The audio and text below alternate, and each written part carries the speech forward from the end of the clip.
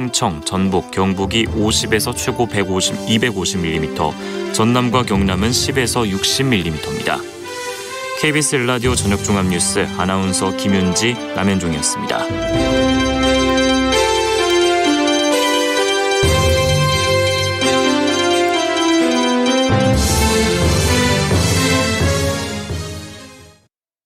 지금 시각은 7시 20분입니다. KBS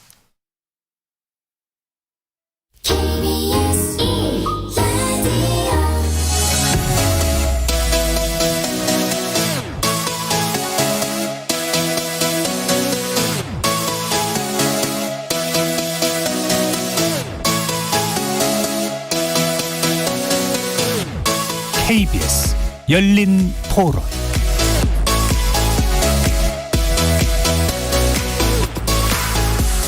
안녕하십니까. KBS 열린 토론 정준희입니다.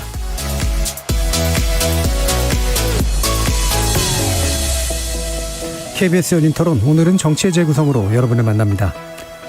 언론중재법 개정안을 두고 국회가 강하게 대치하고 있는데요. 어제 박병석 국회의장 주재로 여야 원내대표가 만났지만 합의에 이르지 못했고, 오늘 또다시 여야가 만났으나 아직 결론을 내지 못하고 있는 것 같습니다.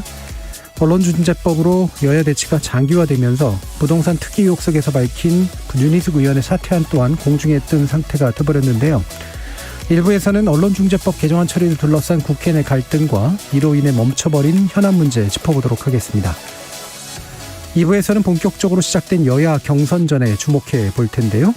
오늘부터 국민의힘의 대선 경선 후보 등록이 시작됐죠. 그동안 윤석열 전 총장 입당에서 이준석 대표와 윤 전 총장의 갈등 등 크고 작은 논란 속에 국민의힘 경선이 이제 제대로 시작되는 건데, 관련된 내용 이야기 나눠보면서 충청 표심 잡기에 올인하고 있는 더불어민주당 경선 상황까지 전반적인 정치적인 지형 정리해보도록 하겠습니다. KBS 열린 토론은 여러분이 주인공입니다. 문자로 참여하실 분은 샵 9730으로 의견 남겨주십시오. 단문은 50원, 장문은 100원의 정보 이용료가 붙습니다. KBS 모바일 콩, 트위터 계정 KBS 오픈, 그리고 유튜브를 통해서도 무료로 참여하실 수 있습니다. 그리고 일라디오, 이제 콩에서 보이는 라디오로도 만나실 수 있습니다. 시민 논객 여러분의 날카로운 의견과 뜨거운 참여 기다리겠습니다. KBS 열린 토론 지금부터 출발합니다.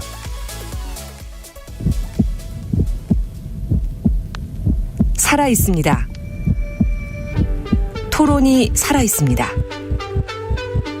살아있는 토론, KBS 열린 토론. 토론은 라디오가 진짜입니다. 진짜 토론, KBS 열린 토론.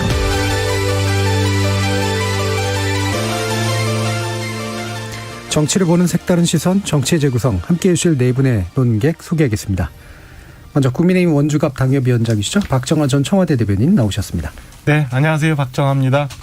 자, 그리고 국민의힘 전남 순천 광양 곡성 구례갑 당협위원장이십니다. 천하람 변호사 나오셨습니다. 예, 전남 순천의 천하람입니다. 전 정의당 혁신위원이셨죠. 김준우 변호사 함께 하셨습니다. 안녕하세요. 김준우 변호사입니다. 자, 그리고 원래 우리 고정 멤버이신 현근택 변호사께서는 지금 사정이 좀 있으셔서 아마 좀 늦게 합류하실 것 같은데요. 민주당의 입장에 대한 이야기들이 좀 많이 필요한 주제들이 좀 계속 있어서 어떻게 다뤄야 될까 좀 약간 고민스럽긴 합니다만 전반적으로 균형 잡아가면서 한번 이야기를 해보도록 하겠습니다. 자, 일단 이제 우리 방송이 시작되기 전까지 뭔가 결론이 날까 싶었는데 아직까지도 오리무중인 이제 그런 상태죠. 일단은 뭐 법사위까지는 다 통과돼서 본회의에 올라갈 것이냐 말 것이냐, 필리버스터를 할 거냐 말 거냐, 뭐 이 문제로 이제 한참 얘기가 되다가 뭔가 타협이 가능한가라는 식의 이제 뭐 분위기가 좀 있다가 뭐 의총까지 진행되다가 뭐 이러면서 이제 계속해서 지켜보게 만드는 이제 그런 상황입니다. 어떻게 보고 계시는지 세 분 의견 먼저 좀 간략하게 들어보고 쟁점 같은 이야기들 해보도록 하죠. 박정하 대변인께서는 어떻게 보십니까? 네, 말씀 주신 것처럼 오늘 굉장히 긴박하게 돌아가고 있어요. 예. 오전부터 해서 지금 숫자가 정확한지 모르겠지만 한 서너 차례 지금 원내대표 간 만남이 있고 지금도 7시경인가부터 다시 만난다는 소식이 있습니다.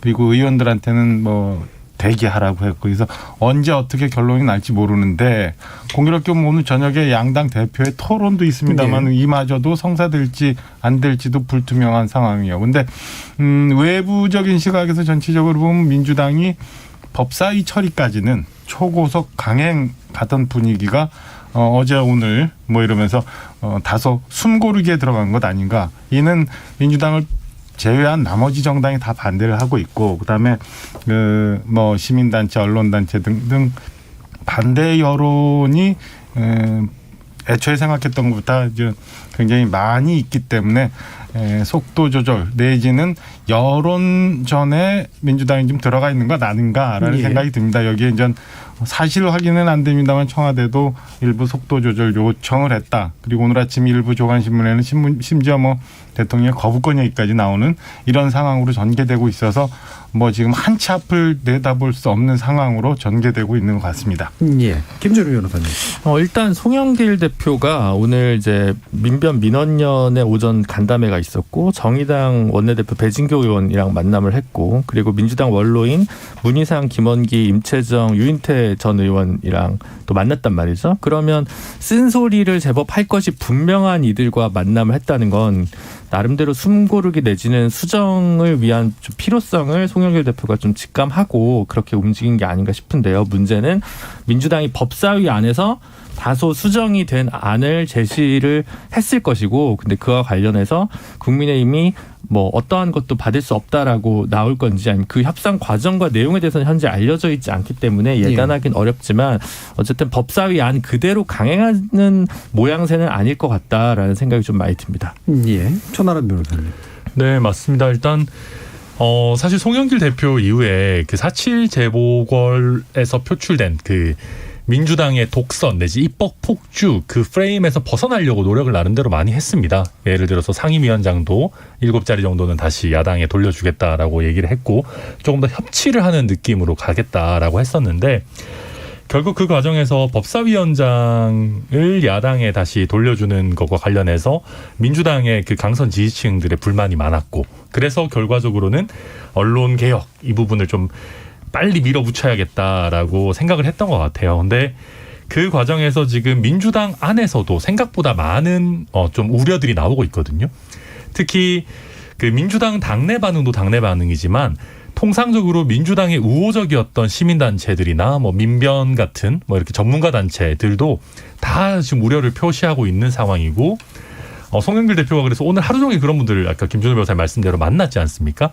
그럼 만나놓고 그분들의 의견을 전혀 반영 안 하면 그것도 또 나중에 굉장히 또 큰 화가 될 수 있기 때문에 저는 송영길 대표가 그분들을 만났다라는 것 자체에서 뭔가 나름대로 조금 물러설 수 있는 하나의 방안을 찾으려는 것이 아닌가. 그래서 조금은 내용을 조금 수정을 하든 좀 그 시기를 늦추든 나름대로 타협의 제스처는 할 거다. 저도 그렇게 예상하고 있습니다. 전반적으로 좀 더 숨고르기에는 일단 들어간 것 같다라는 그런 진단을 해주셨는데 지금 천하람 변호사님께서 이제 지금 송영길 대표가 의견 청취를 했는데 여러 가지 이제 우려들이 이제 표출되고 있다라고 좀 뭉뚱그려서 얘기하셨지만 사실은 각 단체나 어떤 뭐 전문가마다 보이는 우려의 내용이 되게 좀 다르거든요, 방향이.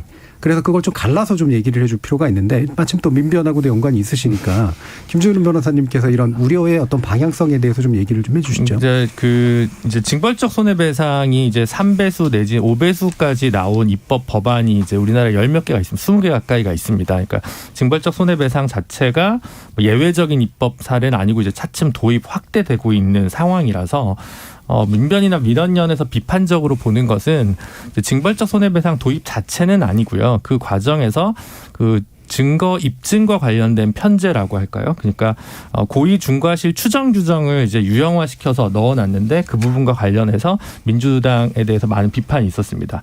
이게 이제 비판의 각은 여러 가지가 있는데 기사를 검색해 보시면 그 버전이 조금씩 다릅니다. 다를 수밖에 없는 게 민주당이 처음에 16개 법안을 합쳐서 대안을 만드는 과정, 문방위 안건조정위원회에서 다시 수정을 한 과정, 그리고 지난주에 새벽에 법사위에서 다시 체계 자구 심사 속에서 또 수정하는 과정이 있었기 때문에 그 하나하나 쟁점을 다 지금 훑기는 어렵지만 그런 유형화 자체가 사실 입법례가 많지 않기 때문에 차라리 일반적인 입증 책임 전환을 규정하는 다른 입법 예를 그대로 따르고 현재 고의중과실 추정 규정은 모두 삭제하는 것이 좋겠다.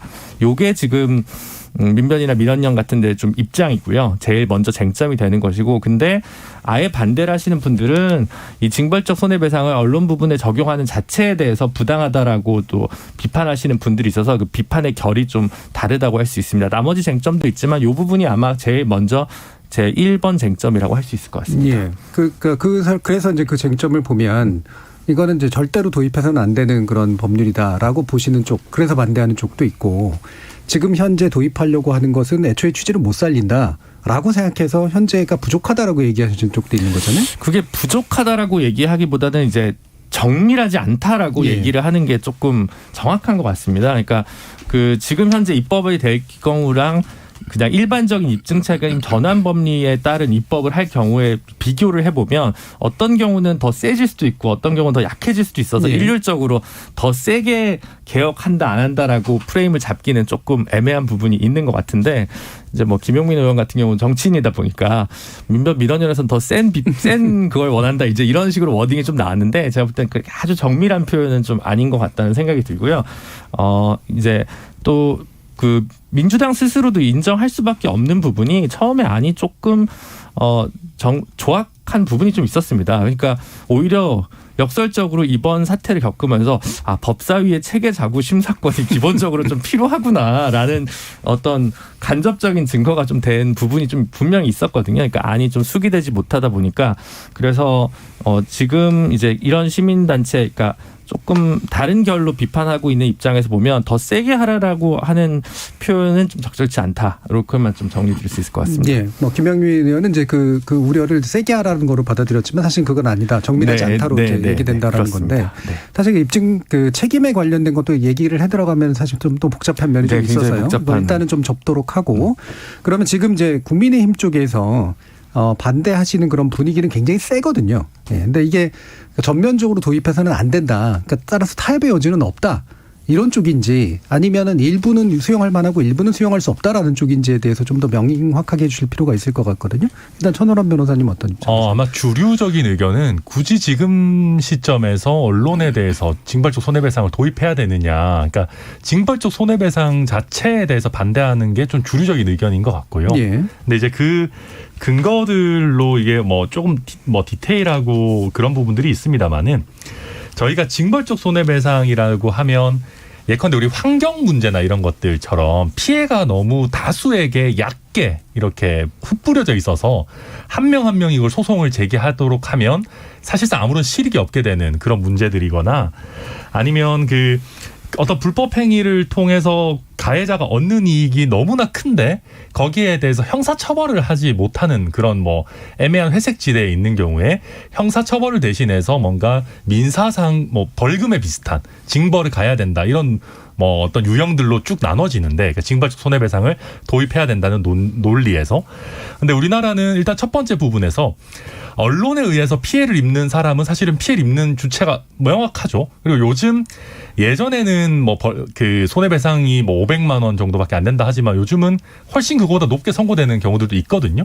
그래서 그런 면에서 과연 이게 징벌적 손해배상의 대상이 될 거냐라는 게 있고요. 또 한 가지는 우리나라는 아주 특이하게도 사실적시 명예훼손죄를 아직까지 유지하고 있는 몇 안 되는 나라입니다. 그러니까 말 그대로 언론이 사실을 보도하더라도 물론 공공의 이익을 위한 경우다라고 하면 처벌을 면하도록 하고는 있지만, 원칙적으로는 내가 사실을 말해서 제3자의 명예를 훼손해도 처벌하는 법규를 두고 있기 때문에 이런 형사처벌이 가능한 상황에서 굳이 징벌적 손해배상까지 도입을 해야 되느냐 하는 그 징벌적 손해배상 도입과 관련한 본질적인 질문을 하는 분들이 좀 주류인 것 같고요.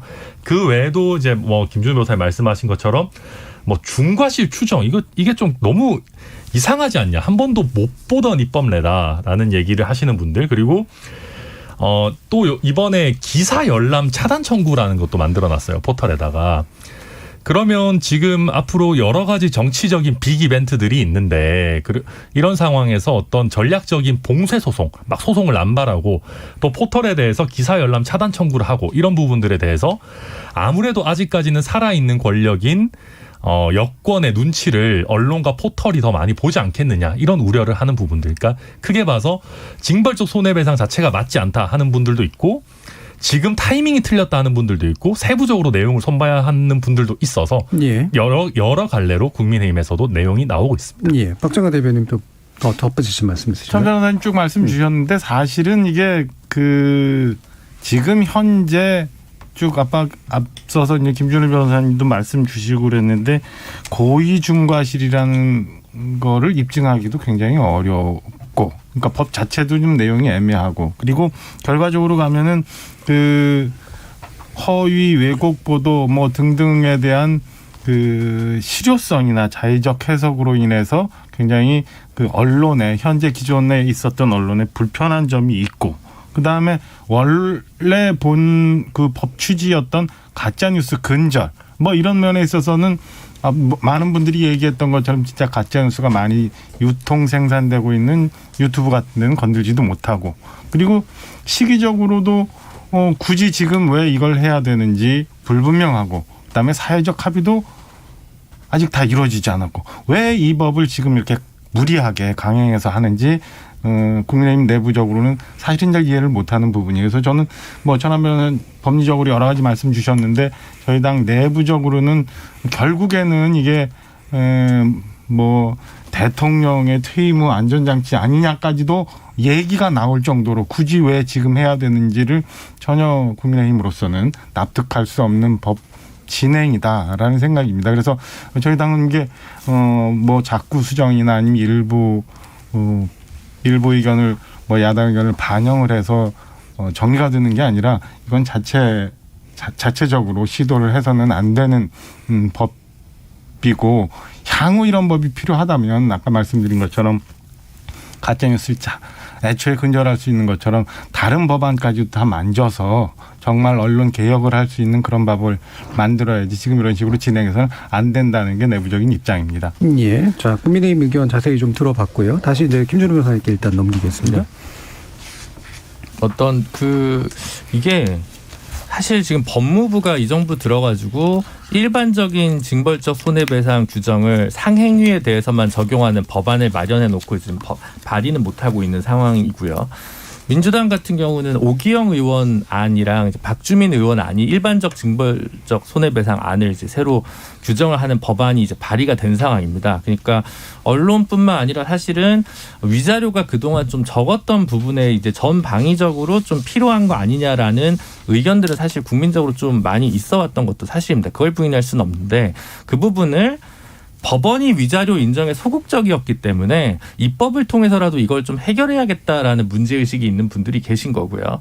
그게 아니라 그거는 사법부가 지금 좀 느리게 가더라도 사법부의 영역으로 좀 맡겨야 되는 거 아니냐, 이렇게 좀 양론이 좀 갈리는 것 같습니다. 근데 오랫동안 사실은 사법부의 변화를 기다려왔는데 사법부가 여전히 심지어 지금 아까 말씀드린 징벌적 손해배상이 이미 있는 법률들 같은 경우도 2배 이상으로 그거를 적용한 사례가 거의 없는 것으로 알려져 있거든요. 그래서 지금 정도의 법안을 만들어도 사실 실제 운용에 있어서는 법원에서 여전히 보수적으로 접근할 우려가 크다. 그래서 우려는 우려에 그칠 수도 있다는 생각이 들고요.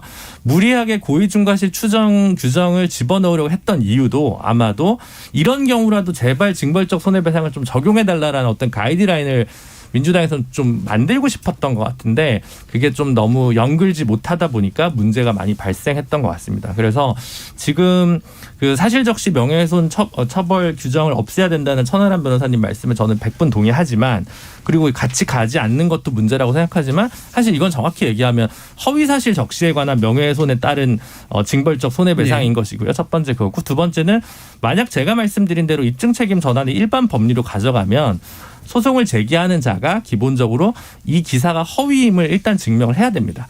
허위임을 증명했을 때 왜 이거를 허위로 우리가 헷갈렸는지 언론사에서 입증하면 되는 문제거든요. 네.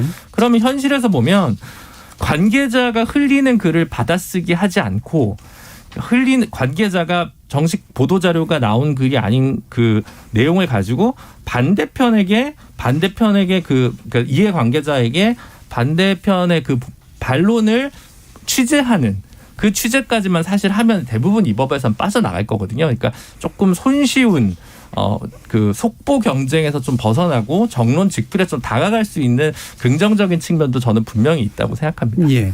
그러니까 지금 현건택 변호사님 오시기 전에 대략적으로 이제 지형을 좀 정리해 봤는데요.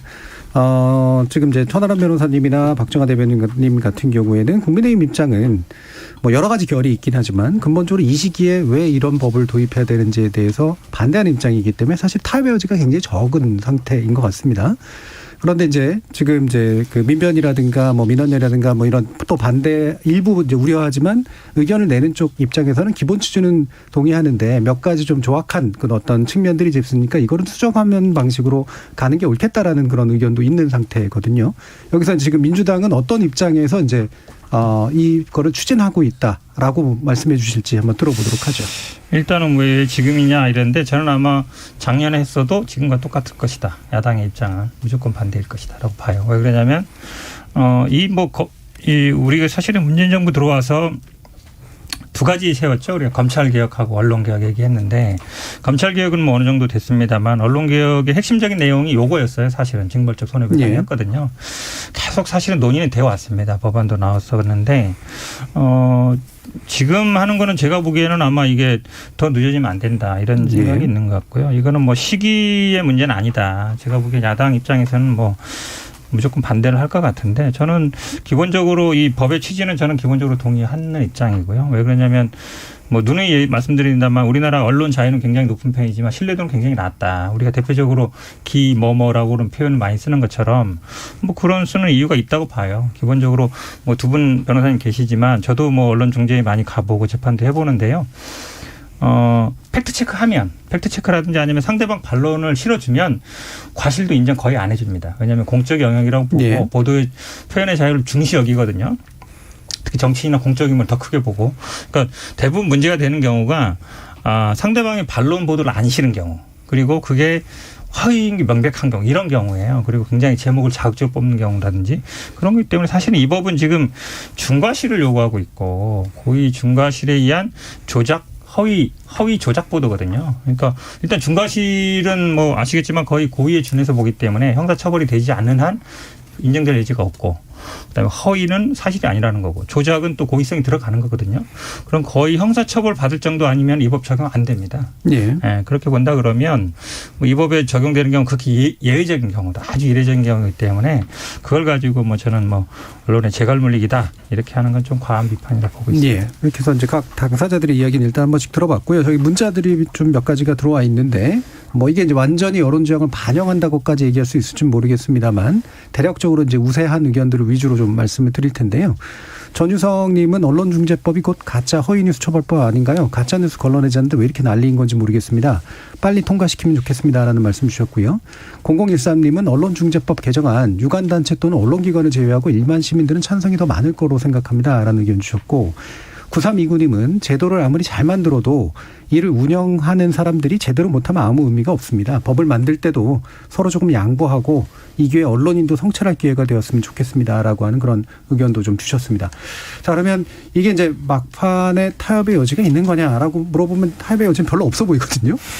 근본적으로 굉장히 큰 차이를 가지고 있기 때문에 그렇다면 어떤 것들이 좀 열려있는 옵션인가 이런 이제 궁금증이 좀 들어요. 어떠세요, 김준우 변호사님? 일단 허위 조작 개념이라는 표현이 들어갔다고 하는데 사실 그 조작 개념이 들어감으로 인해서 뭔가 이게 언론 피해자를 구제를 확대하기 위한 법안이라기보다 소위 이제 정치적 반대파 혹은 정치적 반대 진영에 관한 탄압법 아니냐라는 의혹을 괜시리 산 것 같거든요. 근데 사실 허위의 개념은 법원에서 지금 충분히 판례가 축적됐기 때문에 굳이 조작이란 표현을 넣지 않더라도 조작에 준하는 것들은 당연히 허위에 포섭되기 때문에 굳이 넣을 필요가 없는 부분이라고 저는 보여집니다. 그래서 그 부분은 입법 목적을 조작을 빼더라도 충분히 살릴 수 있고 또 민주당은 괜시리 정무적으로 다르게 해석되는 부분에 대한 논란을 불식시킬 수 있기 때문에 조작 개념에 대해서 좀 사실 검토해봐야 한다고 생각하고요.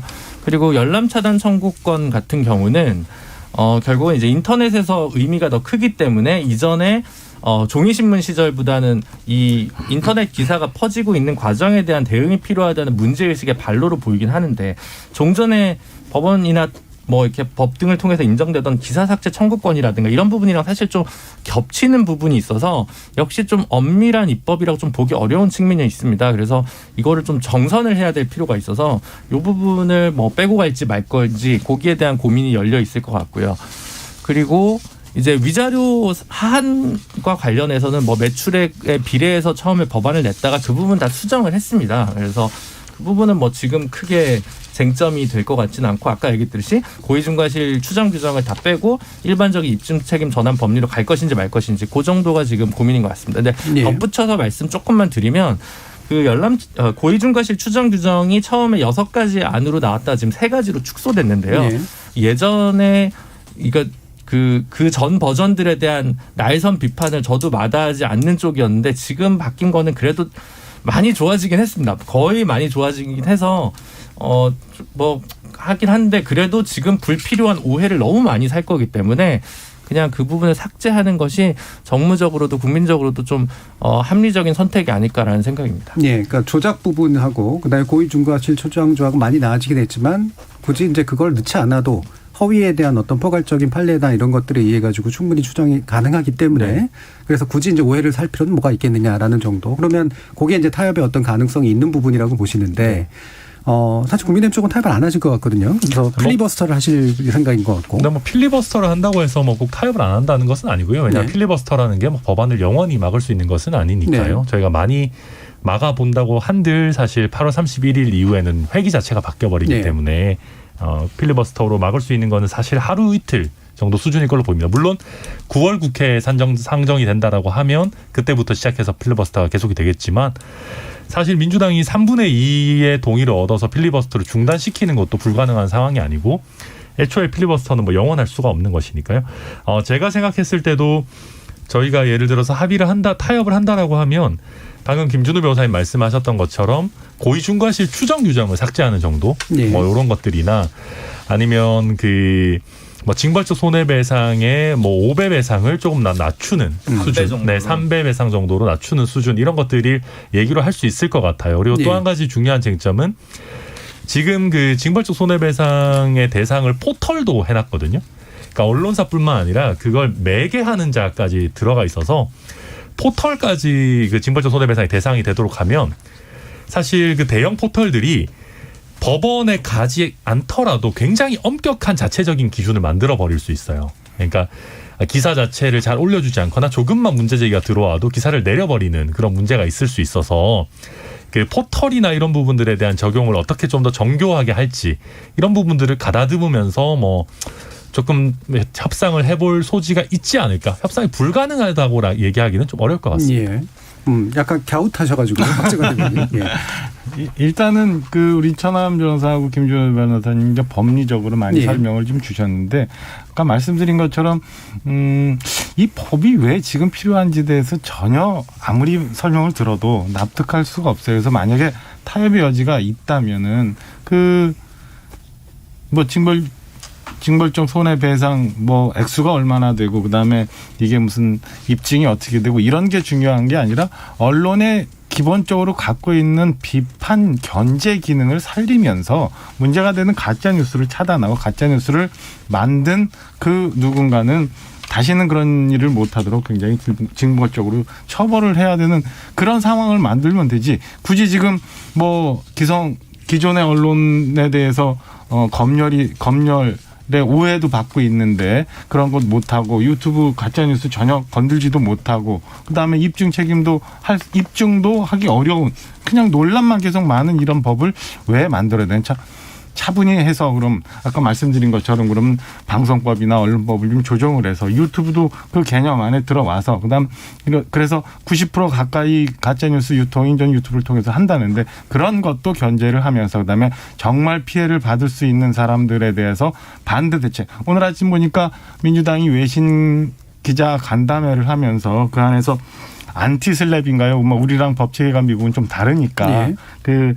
저희 전략적 봉쇄 소속 방지법 뭐 이런 것들을 얘기를 했더라고요. 그러니까 지금 가령 예를 들면 나에 관해서 어떤 허위 보도가 나갔다고 제가 주장을 하면서 해당 기자와 언론사에 뭐 1억, 2억씩 인전 그 손해배상을 걸고 기사가 더 확대되지 않게 쓰여지지 않게 하는 악의적으로 쓰일 수 있는 이런 상황이 있거든. 그럼 정반대 보장해 줄 수 있는 장치도 만들어 놓고 난 다음에 시작을 해야지 지금처럼 여러 가지 오해를 받으면서 굳이 해야 될 이유가 뭐가 있느냐. 이걸 어떻게 어떤 방식으로 타협을 하는 게 가장 여야 간의 협치를 만들 수 있는 방법인가? 저는 아무리 생각해봐도 좋은 방법을 찾아낼 수가 없어서 참 힘들어요. 예, 지금 9124님이 이제 그런 의견을 동의해 주신 것 같은데 왜 민주당은 그들이 그토록 지키려 투쟁했던 민주화 자유의 모토를 법적 요건도 갖추지 못한 언론징벌법을 통해 허물려 하는지요. 입법 멈춰야 합니다. 라는 의견도 주셔서요. 다시. 네, 말씀드리면 사실 지금 언론의 자유는 굉장히 폭넓어요. 사실 폭넓은 건 뭐 이미 수치상으로도 나오고 있고.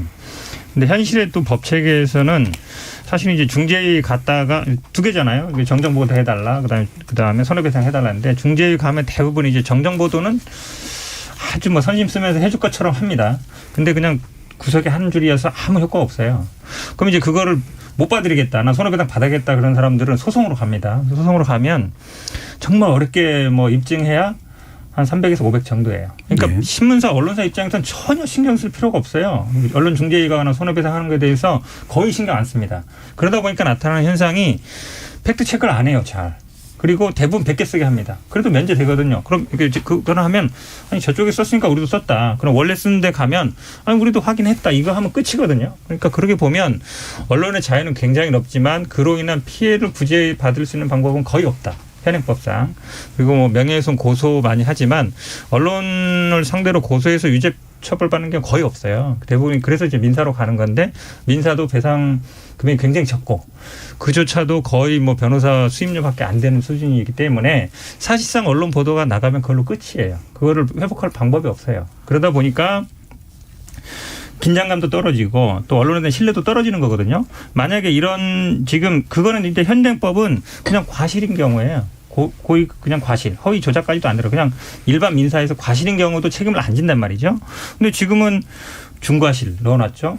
허위 조작까지 넣어놨죠. 이 법에 적용되는 경우는 제가 보기에 명예훼손죄로 처벌받지 않는 한 이 법 적용될 리가 네. 없어요. 그렇다고 본다 그러면 굉장히 좁은 범위에서 최소한의 미니멈 기준을 세워놓은 것이기 때문에 저는 오히려 언론이 조금 더 국민들의 신뢰를 회복하고 저는 아마 이 법이 시행되면 이런 소리는 덜 들을 수 있겠다. 왜냐하면 취재할 거거든요.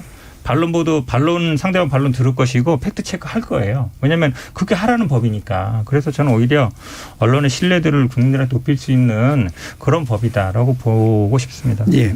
이게 이제 강한 지금 대치가 이루어지고 있는 부분이 아직도 좀 남아 있어서 더 얘기를 해야 되긴 합니다만 김재룡 변호사님 뭔가 얘기하실 게 있으신가 보네요. 근데 이제 이게 뭐지? 이제 비쟁점 법안인데 예. 언론사에서 좀 안 좋아할 것 같은 내용이 지금 이제 법안에 포함되어 있습니다. 그게 이제 정정보도 청구가 이 법안에 따르면 원래 기사의 절반 크기로는 무조건 해야 된다는 거거든요. 그러니까 사실 원래대로면 1면에 쓴 거면 정정보도도 1면에 들어가야 되는데 보통 뭐 8면에 넣는다든가 되게 작게 넣고 이런 경우가 되게 많습니다. 그래서 이번 법안 같은 경우 최소 절반 크기는 돼야 된다라는 게 있는데 그게 언론사에서는 할 말이 없으니까 이제 언론 현업에서도 그 부분에 대해서는 반대를 좀 못하는 것 같습니다. 네, 그리고 편집권 침해라고 반대하시는 분도 있어요. 그리고 언론중재위원이 이제 꽤 숫자가 예. 이제 사건이 쌓이다 보니까 이번에 늘리기로 했는데 뭐 그게 꼭 옳은 방향일지 아닐지 판단이 나뉘실 수는 있을 것 같습니다만 지금은 당원인자는 이제 언론중재위원이 될 수 없는 거에서 탈당한 지 3년이 넘어야 언론중재위원이 될 수 있어서 각 당에서 자기 이제 친근한 당에 기여한 사람 너무 이제 꽂아주기식 물론 이제 그게 어떻게 보면 정치적 결사나 이런 걸 오히려 위축시키는 효과도 있지만 우리 사회에서는 여전히 각종 공직은 당원이 아닌 자 혹은 당원에서 탈당한 지 3년 넘은 자에 대한 규정이 있으니까 그 규정이 새로 좀 들어갔습니다. 이제 그런 부분들은 국민적 여론을 봤을 때는 합의 가능한 부분이고 납득한 부분이어서 그 부분에 대해서는 전혀 사실 언론에서 거의 다르지 않기 때문에 한번 그냥 추가적으로 부가적으로 말씀을 드려봤습니다. 예. 김재룡 변호사님은 못 하시는 거예요? 뭘요? 언론중재위원? 저는 당원이 아닙니다만 아니시군요. 탈당한 지 3년은 아직 안 지난 것 같습니다. 네.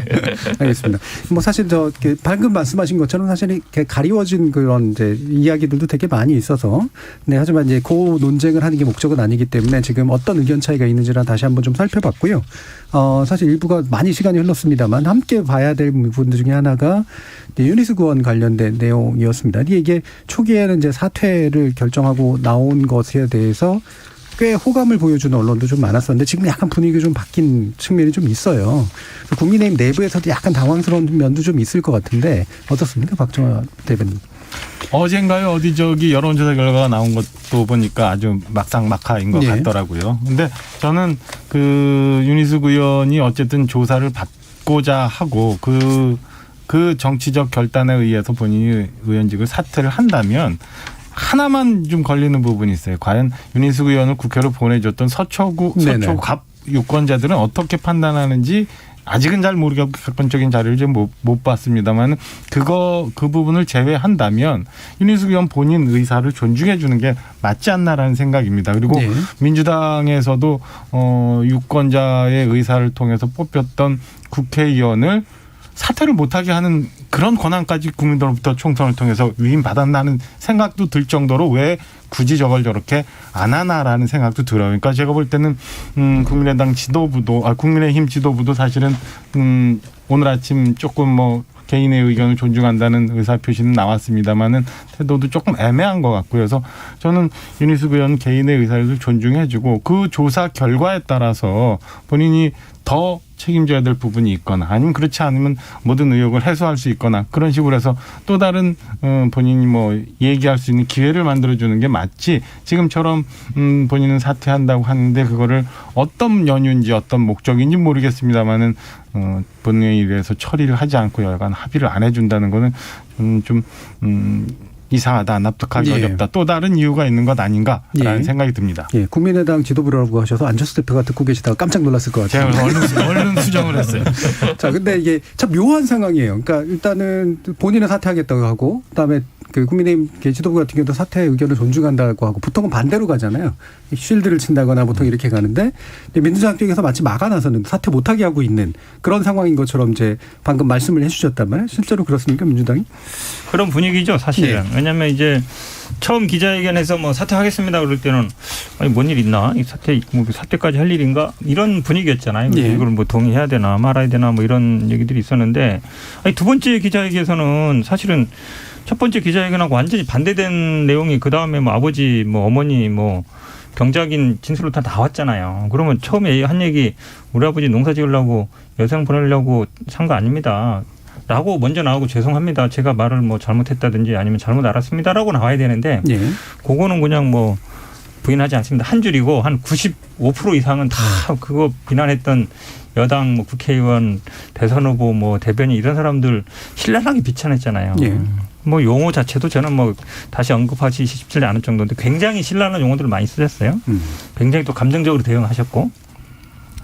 그러면 이게 과연 정상적으로 본인의 잘못을 뉘우치고 사퇴하는 건지 아니면 나중에 본인의 정치적인 어떤 몸값을 높이고 나중에 어떤 다른 방법의 정치를 하기 위한 건지라고 애매했는데 두 번째 기자회견으로는 아니 본인의 정치적인 다음 어떤 행위를 위한 정치적인 행동이다라는 게 딱 보인단 말이죠. 그럼 굳이 그거에 동조해 줄 필요가 없는 거죠. 사실은. 그러니까 어떤 면에서 그런 걸 보셨어요?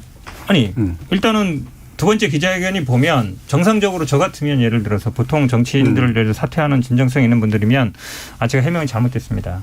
제가 아버지 잘 몰랐습니다. 알고 봤더니 우리 아버지가 그렇게 했었습니다. 제가 모르고 한 얘기니까 용서해 주십시오. 하지만 저의 사퇴에 대한 입장은 변함이 없습니다. 끝. 거기서 끝나야 되거든요. 근데 그 얘기는 정말 짧고 나머지 한 진짜 정말 많은 얘기는 다 이제 여당 인사들 아니면 뭐 후보 이게 비판하는 내용이었잖아요. 근데 아시겠지만 이 처음에 본인의 얘기가 뒤집어진 거는 여당 의원들에서 뒤집어진 게 아니라 언론 보도, 본인 아버지, 어머니, 그다음에 정장 이런 분들의 언론 보도가 나오면서 그걸 근거로 얘기한 거거든요.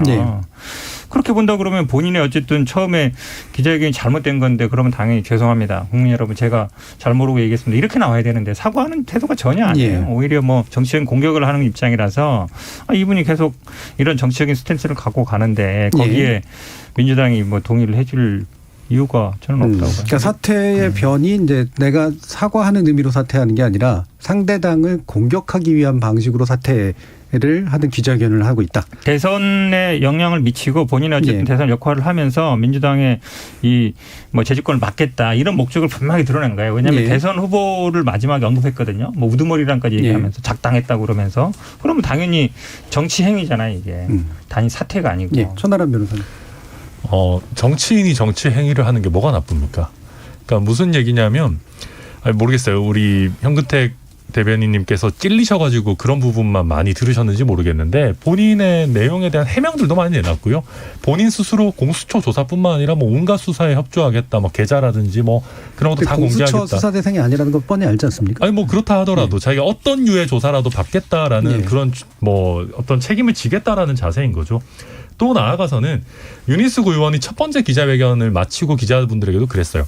우리 정치의 도덕적인 기준이 좀 더 높아졌으면 좋겠다라고 얘기를 했거든요. 그러니까 이거는 윤희숙 의원이 자신의 사퇴라는 카드를 던지면서 민주당뿐만 아니라 국민의힘에 있는 여러 의원들에 대해서도 그런 화두를 던진 거죠. 네. 책임지는 정치를 해야 된다. 그리고 남을 비판하면서 그러니까 나한테는 자신의 일은 책임지지 않는 내로남불 정치를 청산해야 된다. 그런 취지 아니겠습니까? 그래서 그런 거에 대해서 화답하면서 요새 뭐 장혜영 의원 같은 경우도 정의당에서도 이게 민주당에서도 찔리니까 어떻게 보면 못 받아들이는 거 아니냐. 사퇴를 본인이 하겠다는데 왜 안 받아주냐라는 취지로 민주당에 대해서도 이 양당의 어떻게 보면 정말 그 부동산 기득권에 기생하는 민망한 쇼를 모두 끝내야 된다라는 취지로 입장을 내놨거든요. 무슨 얘기냐면 정치적인 쇼라고 해도 좋아요. 근데 정치적인 쇼라도 해야죠. 그러니까 그런 면에서 저는 많은 국민들께서 정치적인 의미의 뭐 책임을 부담하는 거라 하더라도 지금까지 그 정도 책임을 부담하겠다고 나선 사람들이 있습니까? 민주당의 의원들이나 대선 후보나. 그래서 거기에 대해서 이제 공을 민주당으로 돌렸다. 이렇게 평가할 수 있을 것 같아요. 윤희숙 의원이 1차, 2차 기자회견을 하면서 약간의 변화가 있었던 게 있는데 그거를 지금 민주당 측에서는 묶어서 얘기를 하기 때문에 이런 혼선이 좀 있으리라고 보여집니다. 첫째, 그러니까 윤희숙 의원의 부친이 지금 오래전부터 독립생계를 유지하면서 세종시의 농지를 산 건에 대해서는 농지법 위반, 주민등록법 위반에 대해서 논란이 있을 여지가 충분히 있고 문제가 있을 개연성이 좀 있는 것 같아요. 근데 과연 그 농지를 구입할 때 당시까지 윤희숙 의원이 얼마나 개입을 했느냐 여부가 관건이잖아요. 근데 1차 기자회견 당시에는 이 건에 대해서 얘기를 하고 인정을 이후에 했는데 문제는 2차 기자회견 하기 전까지 민주당 내에서 어떤 일이 있었냐면 윤희숙 의원이 거기에 KDI에 재직하면서 내부 정보를 이용해서 부친의 땅을 사는데 무언가 역할을 했다라는 의혹을 제기하면서 마치 윤희숙 의원이 전체적으로 KDI에 재직하면서 내부 정보를 이용해서 부친을 통해서 세종시 땅을 샀고 거기에 몇십억의 차익을 얻었다. 이런 프레임을 만들어갖고 공격을 한 거예요. 여기에 특정 후보 측에서는 무슨 사퇴쇼라는 대변인 명의까지 나옵니다. 이러면서 사실은 윤희숙 의원이 지금 2차 기자회견을 하면서 저는 뭐 때로는 좀 격앙된 표현까지 쓰여진 것 아닌가라는 생각이 들거든요. 윤희숙 의원이 2차 기자회견을 하면서 다소 강한 어조로 얘기한 건에 대해서는 논란의 여지가 충분히 있을 수 있지만 저는 내용적으로 들어가서 이거는 민주당이 오히려 두 건을 묶어서 프레임을 만들어서 정치 공작 냄새가 나게끔 공격을 하고 있다라고 말씀드리고 싶어요. 그래서 윤희숙 의원이 이렇게 반발하는 것 아닌가라는 생각이 듭니다. 저는 김준우 변호사님. 윤희숙 의원이 뭐 다른 방송에서 그런 얘기했는데 언어 인플레가 좀 심하신 것 같다는 생각을 많이 하고요. 대선 토론 전문을 보면 국민 삶을 망치는 탈레반에게서 권력을 찾아오겠습니다. 이런 표현을 써요. 그래서 아무리 그래도 민주적 투표에 의해서 당선된 정부에 대해서 탈레반이라는 표현은 요즘 이렇게 잘 쓰진 않거든요. 그러니까 평소에도 좀 이분이 너무 언어를 좀 격하게 쓰는 거 아닌가라는 생각이 좀 많이 들고요. 이번 2차 기자회견문도 보면 그게 또 고민을 되게 많이 해놨어요. 내가 혐의가 없다면 이재명 후보는 사라져야 된다 이렇게 하거든요. 그러니까 부친의 혐의는 있을 것 같으니까 내 혐의라고 주어를 이렇게 또 달아놨거든요. 사실은 윤희숙 의원이 무슨 일이었는지 본인이 사퇴를 선언하지 않았으면 민주당에서도 잘 몰랐을 겁니다. 그냥 거기다가 이준석 대표도 이거는 탈당을 권유할 거 아니다. 이준석 지도부에서도 그렇게 결을 탄 거잖아요. 그러니까 본인이 오히려 이 문제를 더 키워서 자신의 정치적 체급을 높이려고 했던 거 아니라는 생각이 들 수밖에 없는 거죠. 만약에 일반적으로 억울한 일을 당했다라고 생각하는 국민의힘 의원들이 그동안 보면 어쨌든 당에 누가 끼치지 않아야 되기 때문에 해명이 될 때까지 탈당을 한 다음에 복귀를 하겠습니다라고 하는 거면 본인은 이 상황에선 통상적이라면 유권자나 당을 동시에 생각했다면 탈당 조치는 안 받았지만 제가 일단 탈당을 하고 혐의가 무혐의가 입증을 반드시 한 다음 돌아오겠습니다라고 해야 정석인데 갑자기 사퇴를 던진다는 것은 정치적 수를 고려한 그 퍼포먼스라고 저는 분명한 생각이 들고요. 그래서 그 나머지 표현들 중에서 너무 격하고 아까 정준희 교수님께서도 말씀하셨지만 공수처 대상이 안 될 거라는 거 뻔히 안는데 공수처에 내 수사를 맡기겠다라고 얘기한 것부터 해서 이게 모든 언어들을 과잉해서 끌어올리면서 본인이 뭔가 다른 방식으로 좀 체급을 키워보고 싶다는 욕심이 여과없이 났기 때문에 국민적으로도 아주 큰 감흥을 주지는 못한 거 아니냐라는 생각이 많이 듭니다. 예. 이 부분 더 얘기하고 싶습니다. 시간이 많이 갔습니다. 그래서 두 개의 의견만 전해드리고 2부 순서로 넘어갈 텐데요. 0388님 집 두 채나 있으면서 임차인이라며 국민 기만하지 않았습니까? 윤희숙 의원의 행태는 방귀 낀 사람이 성낸다는 속담 그대로입니다. 또 9361님은 결혼한 딸이 친정아버지의 투기에 대해서도 책임을 져야 되나요? 라고 하는 또 질문도 해주셨네요. 예, 지금 여러분 일부를 통해서 현재 언론중재법 개정안에 관련된 여야 대치 문제, 그다음에 윤희숙 의원의 사퇴 선언에 관련된 문제 짚어봤고요. 시간이 많이 남지 않았지만 이어지는 2부에서 경선 과정, 여야의 상황 한번 살펴보도록 하겠습니다. 여러분께서는 KBS 열린 토론과 함께하고 계십니다.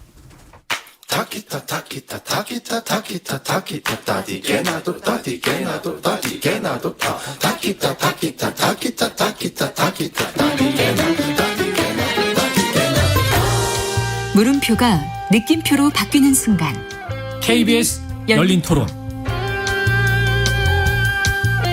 KBS 열린 토론 월요일 코너 정치의 재구성 함께하고 계신데요. 전 정의당 혁신위원이었던 김준우 변호사, 국민의힘 전남 순천 광양 곡성 구례갑 당협위원장 천하람 변호사, 국민의힘 원주갑 당협위원장 박정화 전 청와대 대변인, 그리고 전 더불어민주당 상근부 대변인 현근택 변호사 이렇게 네 분과 함께하고 있습니다. 자, 지금 여당 전국 순회 경선 시작했고요. 충남 지역 선거인단 투표가 시작될 것인데 지금 경선판도 어떻게 보고 계시는지, 충청권 표심 누구한테 유리하다고 보시는지 김준우 변호사님부터 간단히 한번 들어보죠. 제가 잘은 모르지만 이렇게 저렇게 방송하시면서 이렇게 알게 된 분들이 이 캠프 저 캠프에 관여된 얘기를 들어보면 민주당 내부 구성이 충청권에서 압도적인 주자가 특별히 있어 보이지는 않는다고 하더라고요. 기본적으로 조직표 기반으로 해서는. 그래서 차이가 나더라도 누가 크게 앞서 나가지는 못할 거다라는 얘기고, 또 지금 2위, 3위 후보들 같은 경우는 어쨌든 1위 첫 번째 순회 경선 결과가 나왔을 때 너무 큰 표차가 벌어지면 대세론에 굴복해야 되기 때문에 굉장히 지금 충청권에 공을 많이 들이고 있는 것 같습니다. 이낙연 후보나 정세균 후보나. 그래서 생각보다는 조금 적은 표가 날 가능성도 좀 있지 않을까. 어쨌든 호남이나 TK 같은 경우보다는 좀 어느 쪽이 특히 유리하거나 본진이라고 하기 좀 어렵기 때문에 그 부분이 만약 이 와중에서도 이재명 후보가 근데 큰 어느 정도 의미 있는 격차를 벌린다면 대세론이 더 굳어지지 않을까라는 생각이 많이 듭니다. 그러니까 충청권은 보통 이제 표심이 잘 안 드러나기도 하고, 그다음에 좀 분산되어 있는 경향들이 좀 있잖아요. 여당 경선에서도 이 과정이 좀 나타나는 것 같은데, 일단은 이재명 지사가 약간 우위에 선 듯한 느낌이긴 하지만 이낙연 대표 쪽도 절대로 이제 물러서지 않겠다라고 하는 그런 태도인데, 어떻게 관찰하고 계시는지 박정환 대표님 말씀 들어보죠. 저는 지금 민주당 내 지금 충청권 내에서의 이재명 1위 후보와 이낙연 2위 후보가 얼마나 선전을 하느냐 이거보다도 이재명 지사가 과연 과반에 넘어가느냐, 과반을 넘는 득표를 하느냐 안 하느냐가 더 관전 포인트인 것 같아요. 이런 면에서는 나머지 2위 말고 3, 4위 후보들이 더 표를 끌어모아서 이재명 지사가 50% 과반을 넘지 않게 했으면 하는 그 이낙연 후보 쪽 안타까움도 있을 텐데, 저는 지금 전체적으로 최근에 JTBC 리얼미터가 8월 23일 날 발표를 한 거 보면은 물론 부동층은 남아 있습니다만 이재명 후보가 31.8% 정도, 이낙연 후보가 14.1% 정도 보여주고 있거든요. 근데 이거보다도 저는 전체 인전 100으로 놓은 분위수로 가게 되면 저는 이재명 지사가 호남 이 충청도에서 과반을 획득하느냐 안 하느냐가 관전 포인트고, 이에 따라서 이후에 있을 1차 슈퍼위크에도 결과에 영향을 많이 미치면서 저는 의외로 어쩌면은 민주당의 초반 경선 분위기가 초기에 잡힐 수도 있다라고 보여집니다. 그래서 이낙연 후보, 그러니까 1, 2 후보가 얼마나 선전하느냐 이전에 이재명 후보가 여기서 대세몰이를 완전히 하느냐 안 하느냐가 오히려 중요한 관전 포인트 아닌가라고 보여집니다. 그러니까 표심의 구체적인 어떤 그 분산된 정도보다는 결국 이재명이냐 아니냐의 문제가 여기서 이제 좀 나타나기 시작할 거다. 자, 현근택 변호사님. 제가 뭐 특정 후보에 특히 있으니까 예. 당연히 뭐 과반 넘는다라고 얘기할 수 있는데 근거를 제시해야죠. 근거를. 뭐 우리 당 선거 기본 구조가 당원 플러스 이제 선거인단. 예. 그러니까 지지자들이에요. 결국은. 지지자들인데 최근에 뭐 여론조사 보시면 아시겠지만 민주당 지지자들에서는 과반을 넘고 있고요. 기본적으로. 근데 이게 모집단이 지금 뭐 당원 한 80만에 선거인단까지 하면 한 180만 정도 되거든요. 조금 더 늘어날 겁니다. 최종적으로는 200만 넘어갈 거라 보는데 그러면 사실은 이게 숫자가 많아질수록 거의 여론이랑 귀결되게 돼 있어요. 네. 지난번에 이준석 대표도 보면 그런 현상이 벌어지잖아요. 그러니까 여론의 지지를 받으면 오히려 당원들이 따라가는 형식이 되기 때문에 지금은 사실은 어찌 보면 이제 충청권 예전에는 어떤 식이었냐면은 현역 의원이나 아니면 지역위원장을 먼저 내가 잡으면 그 다음에 그 밑에 대의원이 따라오고 그 대의원 밑에 이제 당원들이 따라오는 식이었어요. 그게 왜 가능했냐면 현장에 가서 다 찍거든요. 그럼 버스를 타고 간다든가 아니면 차로 같이 가요. 그럼 가면서 대충 우리 의원님 아니면 우리 위원장님 생각이 어떤지 대충 이렇게 딱 보고 가서 이렇게 찍고 이랬거든요. 근데 물론 우리 이제 대의원 같은 경우는 현장 투표를 합니다만 대부분은 요즘은 모바일 투표예요. 그러니까 쉽게 얘기하면 예전처럼 이렇게 위에서 오더가 내린다고 내려가지 않는단 말이죠. 그럼 이낙연 후보 측에서는 아마 이제 조직을 믿고 있는 것 같은데 지금 현역 의원이 좀 더 많아요. 충청권 의원이 이재명 후보보다 한 좀 2배 정도 가까이 되는 것 같지만 과거처럼 이렇게 현역 의원이나 옛날로 치면 지구당 위원장을 네 사람으로 만든다고 해서 그 밑에 대의원이나 당원들이 따라가느냐. 저는 이제 그럴 가능성이 별로 없다고 봐요. 그러면 거의 일반 여론처럼 갈 가능성이 많다. 그러면 일반 여론이 어쨌든 과반을 넘고 있다 그러면 뭐 대의원 당원들 뭐 선거인단 투표도 비슷하게 가지 않을까 이렇게 보고 있습니다. 예, 전반적으로 보면 이낙연 후보 측이 사실 조직세는 좀 괜찮은 편이잖아요. 충청권에서도. 충청권은 그렇죠. 예, 예. 근데 이제 그게 결국은 당원 여론에 의해서 반영되는 방식으로 규결될 것이다라고 나름의 분석을 해주셨고요. 천하람 변호사님. 네, 저도 사실 비슷하게 봅니다. 이번에 체육관 선거가 아니잖아요. 이미 말씀해 주셨기 때문에 비슷하고 글쎄요. 근데 이제 뭐 이재명 지사 최근에 뭐 악재들이 조금 나오고 있죠. 청탁금지법 위반 여부 특히 뭐 그런 것들이 악재가 좀 있는데 그게 얼마나 빨리 반영될 것이냐. 저는 그래서 이낙연 후보 캠프에서도 이번에 그 청탁금지법 위반 이슈에 대해서 사활을 걸고 있을 거라고 봐요. 왜냐하면 지금 네거티브를 하면서 양강구도까지 만드는 데는 어느 정도 성공했었는데 그 다음에 네거티브 피로감도 있고 결국 네거티브라는 게 상대방의 홈그라운드에서 싸우는 거지 않습니까? 그러면서 최근에는 이낙연 그 캠프가 좀 주춤한 그런 모양새로 가고 있는데 그렇다면 여기서 뭔가 결정적인 한 방을 잡아내면 이낙연 후보가 지금까지 했던 것들이 네거티브가 아니라 검증이었구나라는 인상을 줄 수 있는데 그게 없이 흐지부지하게 가게 되면 또 뭐 계속 네거티브만 하네 이런 프레임에 빠져들 수 있거든요.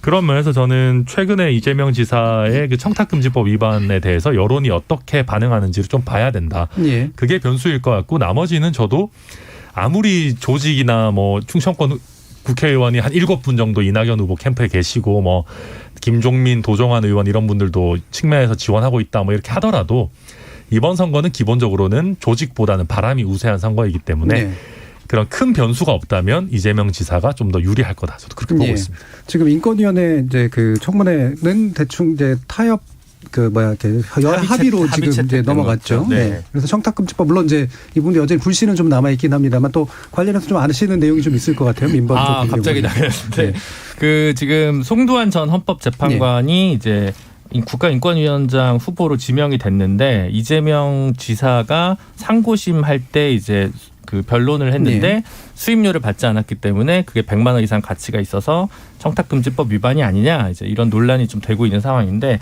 사실 그게 그 당시 그 사건이 이재명 지사가 2심에서 패소하고 나서 이제 도지사직 혹은 정치 생명이 이제 끝나기 직전에 이제 상고심에서 주무가 되는 H모 법인이 있는 상황인데 이제 과거에 이제 민변 회원이었던 원로 고참 변호사들이 약간 연명 형태로 여기저기 이제 이름을 변호인단에 이름을 올리고 실제로 뭐 서면 작업을 강하게 하기보다는 이제 검토 의견 정도만 주는 과정에서 이제 연명을 좀 했는데 그 와중에 이제 송도한 재판관님도 이제 거기에 전 재판관도 연명을 한 거죠.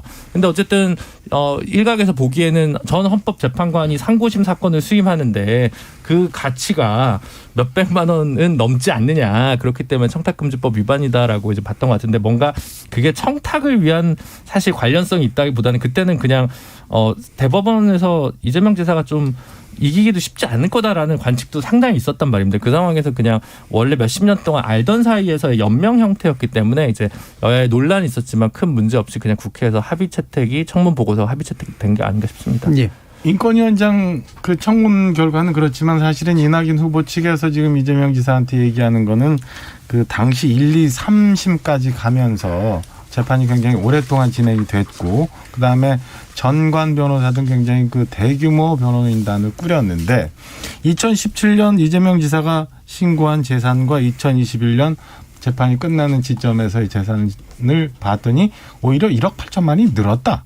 그러면 그동안 이렇게 많이 그 재판 비용을 썼을 텐데 과연 이게 어떻게 된 건가? 그렇다면 그 청탁금지법에 위반되게끔 그냥 무료 변론을 받았거나 많은 변호사들로부터 아니면 또 다른 이 쓰임에 있는 비용을 숨기고 누락했던 거 아니냐? 뭐 이런 의혹이잖아요. 그러니까 우리 송도원 변호사님은 인권위원장 청문 통과는 그거와는 별개로 이낙연 후보 측에서는 이재명 지사의 이 변호사 수임료 재판 비용에 대해서 분명히 소명하라고 좀 주장을 하고 있는 거죠. 이게 여기서 이재명 지사가 분명히 소명이 안 되면 저는 이건 혹여인전 후보가 되더라도 본선 가서도 계속 논란의 여지를 남기는 이슈다라고 생각이 듭니다. 이거는 전혀 논란될 얘기가 없고요. 왜냐하면 뭐 짧게만 이분이 이제 아파트 한 채 있고 예전에 주식이 뭐 몇십억 있었죠. 근데 주식은 거의 현금화 했고 현금은 좀 줄었고 이제 분당에 아파트가 있어요. 그 아파트가 이제 공시지가가 한 5, 6억 올랐기 때문에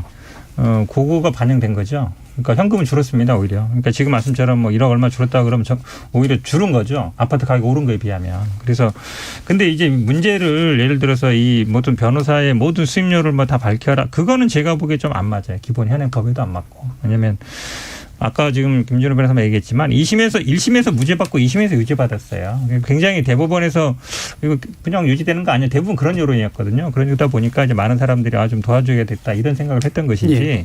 제가 보기에 아마 이 재판에서 가장 큰 역할을 한 사람은 이재명 지사 본인이에요. 본인이 이 재판에 가장 열심히 했습니다. 알겠습니다. 자, 이 부분 아마 이제 천하람 변호사 하신 말씀이 있으시긴 하겠지만 요 정도로 일단 좀 정리를 하고 국민의힘 얘기를 해야 되잖아요.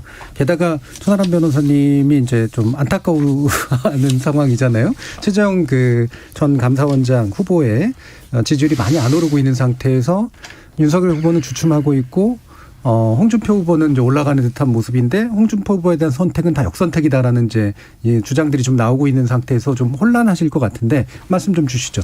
네. 우선 이렇게 최재형 후보에 대해서 얘기할 수 있어서 매우 기쁩니다. 사실은 이게 뭐 전부 다 역선택이겠습니까? 예. 그렇지는 않겠죠. 그런데 이게 여론조사를 언급해도 되는지 모르겠는데 그 민주당 지지자 중에서 홍준표 후보를 선택한 비율이 거의 30% 정도에 육박을 하더라고요. 29점 몇 % 이런 식으로 나오던데 이제 특정 여론조사에서 그렇게 하다 보니까 근데 이제 민주당 지지자분들께 그럼 본선에서 여러 이제 보수 진영에 한정하지 않고 여러 후보들 중에 누구를 찍으실 겁니까? 라고 했더니 홍준표 후보를 선택한 분들이 한 1점 몇 % 정도였어요. 당연히 대부분이 이제 이재명 지사, 이낙연 전 대표로 이렇게 가다 보니까 그래서 이제 최재형 캠프에서 얘기하는 거는 지금 홍준표 후보를 보수 진영의 후보 중에서는 그래도 마음에 든다라고 하시는 민주당 지지층들이 많이 계시는데 근데 이분들이 결국 본선에서 홍준표 후보에게 투표를 안 하실 거라면 이게 여론에 좀 왜곡이 발생하는 것 아니겠느냐 하는 얘기를 하는 것이고 특히 또 국민의힘 지지층에서 꽤 많은 분들이 추미애 전 장관을 응원하시는 분들이 계세요. 아무래도 확장성에 좀 한계가 있지 않겠느냐 하는 마음에서 그런 분들이 계시는데 홍준표 후보를 지지하는 민주당 지지층이 다 그렇다고 당연히 할 것은 아니지만 그런 부분들도 일부 있는 것이 아니겠느냐. 왜냐하면 홍준표 후보께서는 좀 어느 정도 그 지지의 확장성에 한계가 있다고 보는 분들도 꽤 있기 때문에 그런 면에서 저희는 전부가 다 역선택의 혜택이다 이렇게 얘기할 수는 없겠지만 그런 부분도 좀 있는 것 아니겠는가 그렇게 최재형 캠프에서는 보고 있습니다. 예. 그럼 박정환 대변인 보시기에 역선택 방지 조항까지 필요하다고 보시나요? 이 역선택 방지 조항에 대해서 되게 어렵더라고요. 그래서 예. 제가 몇몇 여론조사 하시는 분들한테 좀 여쭤보고 그랬는데 실질적으로는 역선택에 대한 영향이 이 여론조사에 많이 실질적으로 미칠 수는 없는 거라고 하더라고요. 그래서 네. 그 전문가들 의견을 듣기로 했습니다. 제가 볼 때는 지금 현재 나타나는 거는 여론조사상 나올 수 있는 현상이라고 봐요. 그러니까 네.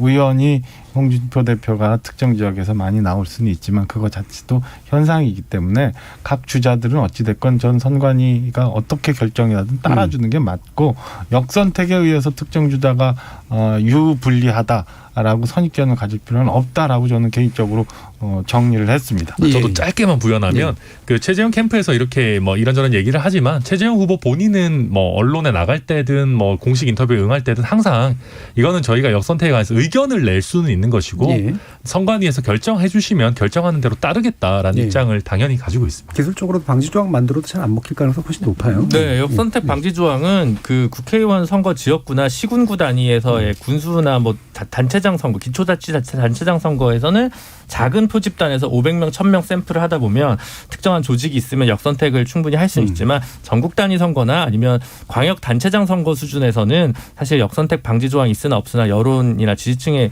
의견이 되게 비슷하게 흘러가기 때문에 소모적인 논쟁이라고 좀 보여지고요. 오히려 이준석 대표와 윤석열 후보 간의 갈등이 불거지면서 약간 윤석열 후보에 대한 일부 반감이 보수 지지층, 젊은 층에 좀 있는 것 같습니다. 근데 그 지지층이 의외로 이준석 대표가 친하다고 하는 유승민 후보가 아니라 그래도 좀 견져볼 만한 후보 대항마로 홍준표 후보를 그분들이 좀 낙점하면서 홍준표 후보가 좀 올라간 측면도 좀 있는 것 같고 그 자리 즉 윤석열로는 불안하다. 윤석열의 대안이 나다라고 하는 그 2등에 누가 설 것인가에 대해서 지금으로서는 홍준표, 유승민, 원희룡, 최재형 중에 홍준표 후보가 뭔가 좀 더 앞서 나가고 있는 형국인 것 같습니다. 예, 현근택 대표.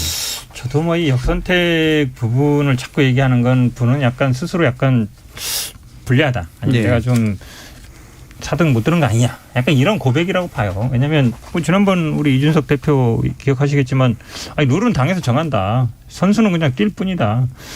심판까지 관여하지 않겠다. 이런 얘기 하잖아요. 그런 자신감이 필요하거든요. 그래서 이거 자꾸 역선택 얘기하시는 분들은 제가 보기에 좀 자신감 부족. 약간 그런 걸 나타내는 것 같아서 얘기는 안 하는 게 나은 것 같아요. 그리고 어차피 당에서 결정하겠죠. 그리고 저희 당도 마찬가지잖아요. 그때 김재원 최고가 들어와서 뭐 우리 선거인단 가입해가지고 누구 찍어주겠다 이랬단 말이죠. 물론 그때도 뭐 선거법 위반 논란도 있었지만 그거 막을 수 없거든요. 어떻게 막겠어요. 그러니까 근데 한 200만, 300만 모이면요. 그런 분 뭐 한 1000명 들어와도 아무 영향 없어요. 그렇게 생각해야지.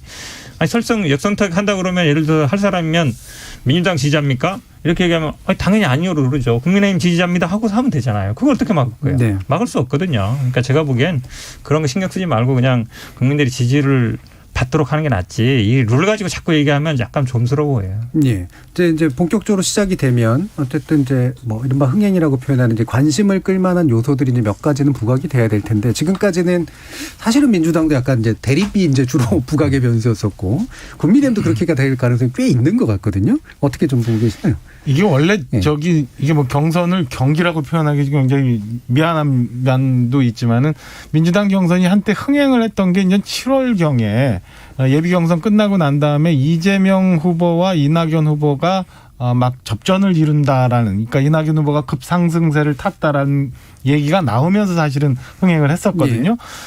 국민의힘도 저는 마찬가지인 것 같아요. 지금 있는 1, 2, 3, 4위의 대강의 구도가 어떤 이변을 통해서 뭔가 결과가 바뀔 수 있다라는 이런 순위 경쟁에서의 변수가 발생하면 흥행이 될 거고, 그렇지 않고 지금의 순위가 크게 변동이 없이 그다음에 이 쭉 있는 정책 토론에도 별 이슈가 없이 서로 검증이라는 이름으로 민주당처럼 네거티브가 횡행하면서 진행이 된다면 저는 뭐 별 관심 없이 흘러갈 수도 있다라고 보여집니다. 저는 저희 경선 굉장히 흥행할 것 같아요. 왜냐하면 일단 신인들이 끼어 있지 않습니까? 저희 최재형 후보를 비롯해서 윤석열 후보 같은 경우도 신인이고, 그러니까 토론회에서 예측 불가능한 어떤 의외의 순간들이 많이 나올 것 같아요. 물론 그게 뭐 윤석열, 최재형 후보가 국민들의 기대보다 더 잘한다 그러면 당연히 그것도 하나의 관전 포인트가 네. 될 것이고 만약에 그렇지 않다라고 하면 또 마찬가지로 이제 그렇게 되면서 방금 우리 선배님 말씀하신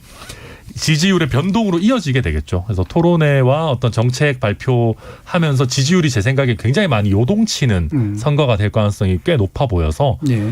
그런 면에서 초기에는 조금 삐그덕거리는 게 있었지만 결국 선거관리위원회 출범하고 나면 선관위가 강제적인 힘이 있는 거거든요. 그래서 후보들은 사실 의견을 낼 뿐이지 따라갈 수밖에 없고 그런 면에서 이제는 앞으로는 당대표와의 분란 이런 거는 없어질 거고 결국 후보들끼리의 정책 대결 특히 비대면 시대니까 토론 대결이 치열해질 걸로 예. 보입니다. 관심은 많이 끌 것 같아요. 확실히 많이 네. 끌 것 같고 그다음에 지지율도 많이 출렁일 것 같은데 둘가가 돼야지 또 유리를 저희는 지지율 많이 올라야 됩니다. 이게 어찌 보면 예. 그 박정아 대변인 잘 말씀하셨는데 이 흥행과 또 흥행이 따라가려면 우리 뭐 명락다전 얘기한 것처럼 서로 간에 또 치열하게 또 뭐 정치 공방을 주고받게 돼 있어요. 예. 그게 결국은 두 개죠. 토론회에서 주고받은 것과 토론회 사실은 후보들이 아주 직접적으로 붙지는 않거든요. 근데 그 다음에 이제 캠프끼리 이제 붙는 건데 결국은 아마 첫 토론회가 어떤 식으로 되느냐. 물론 숫자가 많긴 하지만 결국은 뭐 유승민 후보든 뭐 홍준표 후보든 다 뭐 배우는 사람 한 사람이 있거란 말이에요. 그러면 토론회에서 어떻게 답변하느냐. 이제 그게 1차 포인트가 될 것 같고 왜냐하면 이낙연 후보랑 이재명 후보가 지지율이 했을 때도 이재명 후보가 사실 토론에서 실수를 조금 했었어요. 뭐 바지 발언도 있었고 네. 약간 욱하는 것도 있고 이러면서 사실은 지지율 영향을 받았고 그러면서 이게 영향을 받은 거거든요. 그럼 저는 아마 첫 번째, 두 번째 토론에 윤석열 후보가 어떻게 대응하느냐 굉장히 중요하고 그다음에 그거에 따른 이제 아마 이제 각 캠프들의 어찌 보면 역량이 드러나거든요. 정책도 내야 되고 또 현안 대응도 해야 되고 그다음에 그거에 대해서 직접적으로 이제 뭐 논평이든지 아니면 방송이라든지 지금은 어차피 완전히 미디어 선거거든요. 그러면 얼마나 큰 스피커를 갖고 있느냐. 그러니까 똑같은 사람 얘기해도 어떤 사람은 나와서 얘기하면 그게 막 이슈가 되는 경우가 있고 우리 이준석 대표 같은 경우가 그런 경우예요. 네. 그걸로 이제 당대표가 된 거잖아요. 근데 뭐 저 같은 사람은 맨날 얘기해도 뭐 아는 사람만 알고 모르는 사람만 모른단 말이죠. 그게 결국은 싸움이 되는 거예요. 얼마나 큰 스피커들을 동원할 수 있느냐. 예. 그러니까 토론회와 스피커 싸움. 저는 아마 두 개가 결정을 할 것 같아요. 그렇게 너무 자책하면서 얘기했으면 요즘 많이 나오시는데 아니, 많이 나오는 게 중요하지 않아요. 한번 나왔는데 그 얼마나 이제 반응을 보이느냐 이게 중요한 거예요. 자, 그럼 김준우 변호사님 큰 스피커 얘기 한번 들어보죠. 뭐 그런 건 아닌 것 같은데 그 민주당 선거보다는 역동성이 좀 더 살아있는 가능성이 있지 않나. 예. 3위 정도를 달리고 있는 후보들의 뭐 팽창이나 확장성 면에서 봤을 때는 민주당의 3위 후보는 상대로 좀 점잖으신 반면에 지금 국민의힘 3등 후보 같은 경우도 점잖긴 하신데 그거보다는 좀 더 역동적으로 치고 나가실 가능성이 좀 있어서 유승민 후보가 정확히 얘기하면 유승민 후보가 지금 3등 정도로 거론이 되는데 홍준표 후보의 지지층과 또 겹칠 수 있는 부분이 저 분명히 있다고 보거든요. 네. 그래서 뭔가 대안론이라는 게 한쪽 후보로 수렴되면서 양강구도로 좀 치고받는 과정이 충분히 좀 열려 있지 않은가라는 생각이 들어서 좀 더 흥미로울 것 같다는 생각이 많이 듭니다. 또 네. 1위 후보의 실수 가능성도 사실 조금 더 열려 있는 측면이 또 있는 거라서 그 부분도 같이 지켜보고 싶습니다. 네, 그럼 시간이 얼마 남지 않았으니까 좀 더 마무리하셔서 보시기에 실수가 주된 변수일 것 같으세요? 아니면 좀 더 포지티브한 면이 주된 변수가 될 것 같으세요? 포지티브는 사실 별로 없을 것 같은 생각이 드는데 그걸 누군가 준비하셔야 될 것 같거든요. 네. 지금 그런 비전에 대한 준비와 제시가 없어서 이낙연 후보가 결국은 더 올라가지 못했던 것을 국민의힘 2위, 3위 후보들이 좀 반면교사로 삼으셔야 되지 않을까라는 생각이 많이 듭니다. 네, 박정아 대변인 말씀 짧게만 마지막으로 듣죠. 일단은 저희 당이 이제 9월 15일 날 8강, 그다음에 10월 8일 날 4강이 되는데요. 일단은 추석이 지나가서 10월 8일 날 4강 전에 누군가 올라가서 그때부터 후보가 결정되는 11월 초까지가 제일 하이라이트 기간이 되지 않을까 이렇게 생각이 듭니다. 11월 초까지 알겠습니다. 기대해 보면서 또 다음번 정치 재구성에서 또 더 업데이트된 이야기 나눠보도록 하겠습니다. KBS 열린 토론 월요일 코너 정치의 재구성은 그럼 이것으로 모두 마무리하겠습니다. 오늘 함께해 주신 전 더불어민주당 상근부대변인 현근택 변호사, 국민의힘 원주갑 당협위원장 박정아 전 청와대 대변인, 국민의힘 전남 순천 당협위원장 전하람 변호사, 그리고 전 정의당 혁신위원 김준우 변호사 네 분 모두 수고하셨습니다. 감사합니다. 감사합니다. 수고하셨습니다.